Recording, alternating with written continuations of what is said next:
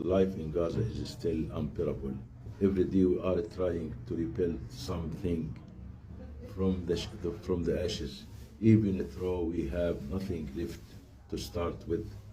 Asking for help is never easy, but after losing our homes, our jobs, and every source of stability, we were left with no choice but to hold onto the kindness of people like you. Please don't leave us alone. If you can support us through the link in bio, thanks. Life in Gaza is still unbearable.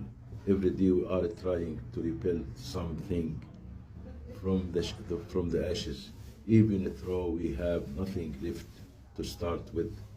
Asking for help is never easy, but after losing our homes, our jobs, and every source of stability, we were left with no choice but to hold onto the kindness of people like you.